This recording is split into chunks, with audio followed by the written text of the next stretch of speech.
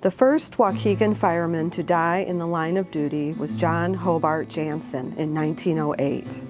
Waukegan's fire department was manned by all volunteers since its establishment in 1849. Jansen's full-time job was as manager of the Waukegan Telephone Exchange. On the night of April 22, 1908, Jansen was on his way home from the telephone exchange when he heard the alarm for a fire at the North Shore Electric Plant on Spring Street across from the Northwestern train depot.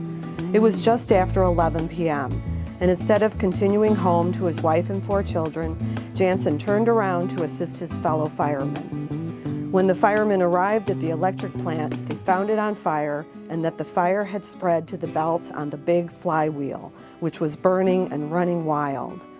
Early electric companies stored and shared electricity via a heavy rotor known as a flywheel. Chief O'Farrell notified the men to string more hose farther from the large wheel. Moments later, as Jansen brought another length of hose to fellow firemen Baltz and Stewart, who were fighting the flames a distance from him, the giant flywheel, which was more than 20 feet in diameter, broke from its bearings, striking Jansen. Its momentum picked him up bodily and hurled him through a double-thick brick wall and into the Waukegan Ice Company building next door. He was found unconscious, bleeding and terribly mangled. When the wheel burst, Captain David Gibson threw his fireman's coat over his head and crawled on his hands and knees into the site. He found fireman Ren Stewart in a daze and helped him out of the building. Fireman Julius Baltz had also been picked up by the explosion and hurled out of the building into the Northwestern rail yard. He was found unconscious but revived quickly. Reports vary, but it appears that Jansen was initially taken to the Hotel Edmond nearby, where the lobby was converted into a temporary hospital. The guests had been awakened by the explosion and debris that had blown a hole in the hotel's roof.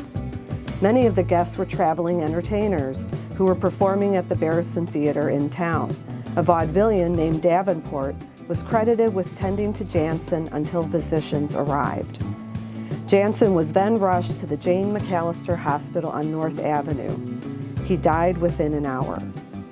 A number of locals were struck by fragments from the blast, but the only other death was that of merchant policeman Joseph Paddock, who had been in the building next door. The morning after the tragedy, the fire and police stations and the telephone exchange were draped in black in memory of 28-year-old Joe Paddock and 47-year-old John Jansen. On April 25th, the funeral service for Jansen was held at his residence on North Avenue.